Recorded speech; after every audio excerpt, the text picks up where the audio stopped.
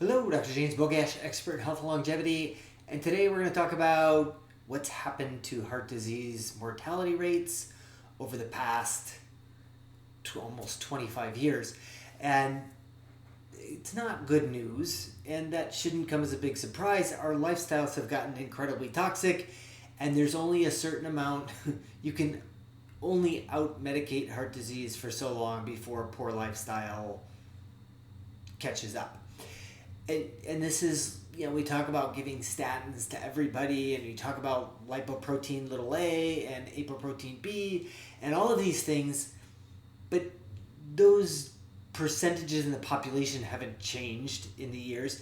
What's changed is our lifestyle. So we tend to focus on the wrong things instead of putting everything in the basics. So I'm going to cover 5 things that I think are critical that we are completely missing the boat on when it comes to heart disease rates.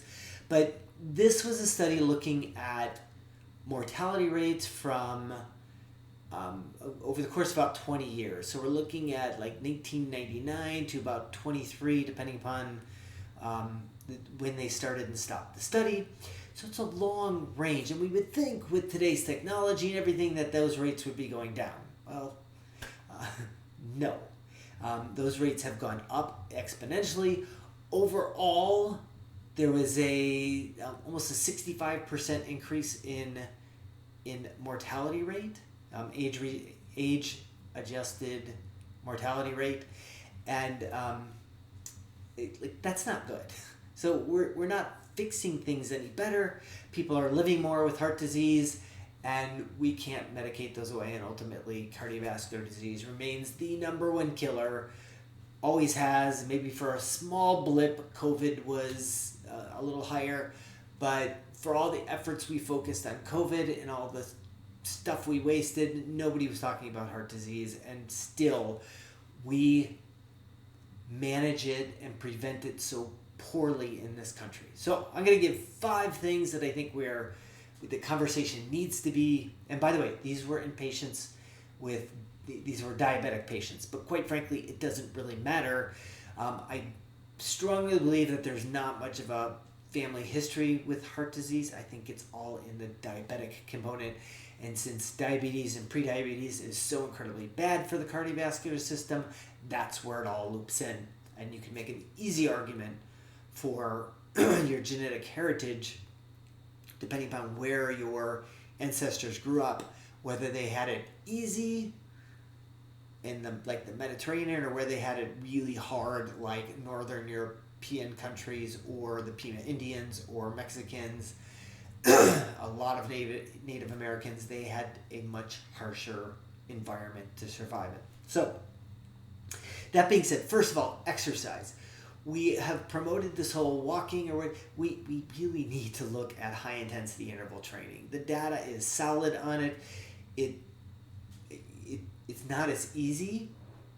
It's going to make people feel uncomfortable. If you're going on the treadmill and treadmill I usually don't recommend. If you're on the exercise bike or the elliptical and you're trying to run out of oxygen, that's work. Not everybody they want to just walk around the block with their bottled water and feel like they're doing the best for their heart disease, for their risk of heart attacks. It's not. We really need to start having conversations about getting closer to high intensity interval training. Number 2, conversations about the right types of fats. There's been lots of talks about seed oils and this and that.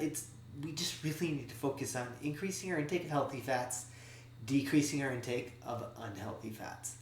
And those two need to go hand in hand. You can avoid seed oils, which, by the way, we shouldn't be eating them anyway. If you're eating a crappy fast food meal that just isn't made with seed oils, you're not really fixing anything. So healthier fats, less unhealthier fats, beyond the topic of what I'm going to go to in this video. Number 3 is refined carbohydrates. I don't know why people still don't know the difference between whole grains and refined carbohydrates. There's absolutely no doubt that refined carbohydrates do nothing good for us and contribute to pretty much everything bad that happens with our health. Number 4, environmental chemicals. Things like BPA and perfluorinated compounds like Teflon and DuPont stain resistant. We need to do our best to lower, because we can't eliminate, our exposure to environmental chemicals. Stop drinking out of plastic water bottles for all of us, not just for you. And a variety of other, BPA and all of that stuff. So, and the last one is stress. Stress absolutely is a killer, and their stressful events have a very strong correlation to heart disease, to having heart attacks, to having fatal heart attacks, all of that fun stuff. We need to do better with managing our stress. Certainly exercise helps, but other things like meditation, deep breathing, yoga can help as well, and it helps with the brain component of stress that exercise usually will not do. So, as always, I'll post a link to this particular study in the description. Make sure you like this video, share it with somebody you think needs the information, and subscribe to the channel.